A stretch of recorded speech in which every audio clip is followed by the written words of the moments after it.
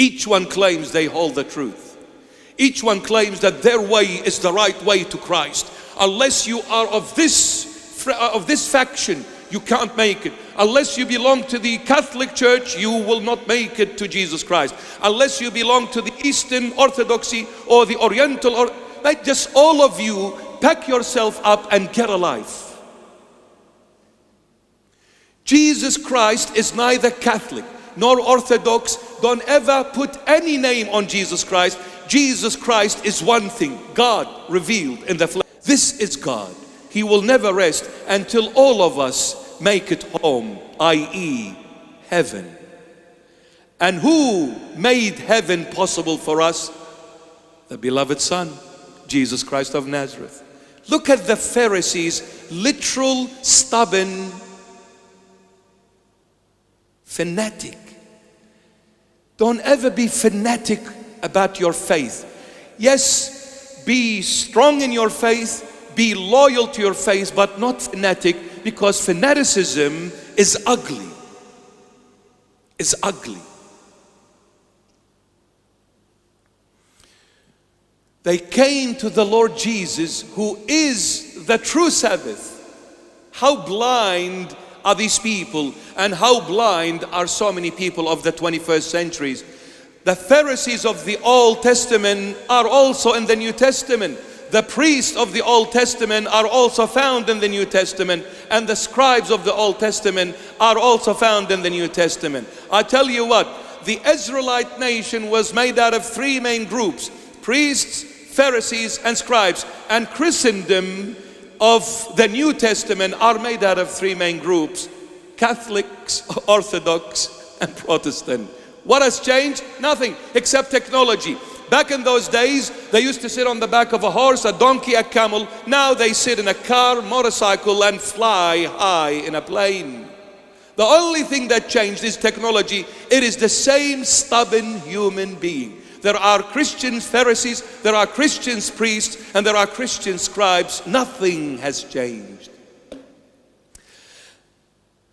And those people of the Old Testament who thought they worshiped the true Yahweh, the true divine God, and every other nation worshiped a pagan god, a false god, they happened to be the ones who crucified the true divine God when he came in the flesh. And look at the Christians. They say, we worship the true divine God as Christians. And all other nations, they worship their own false gods. But the Christians of today are re-crucifying Christ once again, because they are again being stubborn about the way they believe in Jesus Christ. Stubborn. Each one claims they hold the truth. Each one claims that their way is the right way to Christ. Unless you are of this faction, you can't make it. Unless you belong to the Catholic Church, you will not make it to Jesus Christ. Unless you belong to the Eastern Orthodoxy or the Oriental, or like just all of you, pack yourself up and get a life.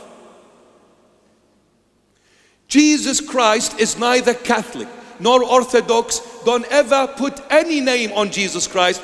Jesus Christ is one thing, God revealed in the flesh. Period. Period. You need to know this truth. You need to come to this truth. You need to draw from this truth. Catholicism doesn't get you to heaven, it is Christ. Orthodoxy doesn't get you to heaven, it is Christ. Orthodoxy, Catholicism, they need to learn on how to draw from this truth. The church doesn't hold the truth. The truth is Christ, the head of the church. The church is the body. Don't ever be the head. You cannot be the head. You can only learn from the head. You can only draw from the source of that head and live by what the head is telling you. But you don't hold the truth. The truth is Christ.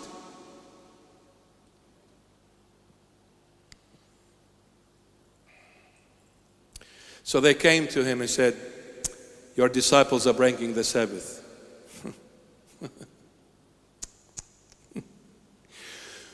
Don't press a button of a lift on a Sabbath. You're in breach of a law. You know what? Don't press the button of the lift because you're breaking the law. But it's okay to grind everyone's bones with gossip. It is okay to go and do everything wrong under the sun. It is okay to go and judge people. It is okay to go and humiliate people. It is okay to go and step on people as long as you don't break Sabbath. What a hypocrite people they are. This is hypocrisy in the core. The Lord says, I came seeking mercy, not a sacrifice. What does it benefit a man if he gains the whole world and at the end he loses himself? One of the historians says that on Passover feast of the temple of King Solomon, the good old days, the one historian says on the Passover feast, which was the most popular feast of all, up to 70,000 animals were slain in a day.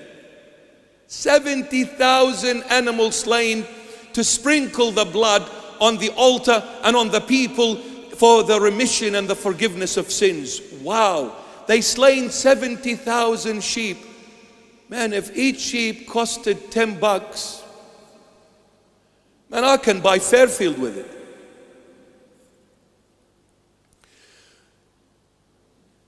The Lord is saying, please pay attention. The Lord is saying, you can offer all the sacrifices that you can. You can come and worship me all day long in my house. But if you do not have mercy in your heart, all of that effort is useless and hopeless. Useless and hopeless. You come to the church every Sunday. You pray and you say, Jesus, I love you. But you don't show mercy to your next door neighbor. The Lord says, I don't know who you are. You come to the Lord and you offer your money, your sacrifices, your offerings. You put $100, you put $1,000. Some people are rich, they put $1 million, but they have no mercy in their hearts towards others. The Lord says, I neither see you nor your offering. I want mercy.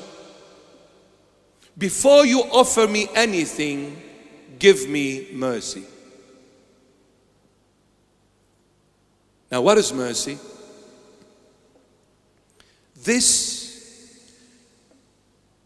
No one will understand this except the one who is touched by the Lord Jesus deeply, deeply. Mercy is only possible when you show an act based on love for someone who is not worthy of that love. You are showing a good deed to someone who has been nothing but a pain in your life. This person stabbed you 1,000,000 times. This person has hurt you all your life. This person has gone against you for many, many long years. This person destroyed your image, your reputation, your person. He went against you full steam ahead. He made people go against you. He went and spread rumors about you everywhere to destroy you, to what they call it now, a character defamation. Wow, a big name, eh? Character defamation. I'll take you to court, I'm gonna sue you. Wow. Whoever has been a pain in your life, if you are able to forgive them, if you are able to pray for them, if you are able to love them, you are showing an act of mercy. Your portion is Christ, no one else. You've won the Lord. He is yours now. So when you have the Lord for you, of course, next time you come to the house of the Lord, it's a different experience now. Because now I came with the Lord. I came for the Lord. No one else. When you come to the church, totally different. You're going to see the Lord in everyone. When you are filled with the mercy of God, you will see the Lord Jesus in every human being. You'll love everyone, including those who have gone against you. You'll love them. Next time you see them, you won't even open the topic. You'll just hug them, embrace them, and say, how are you? And you will never ever bring back the past. Because when the Lord touched my heart, everything else became secondary. Means nothing. What matters is the Lord, not what people have done unto me.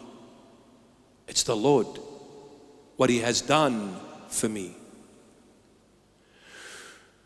When you are enriched by the Lord, when you are submerged in the Lord, when you are embraced by the Lord, you will see the Lord in everyone and in everything.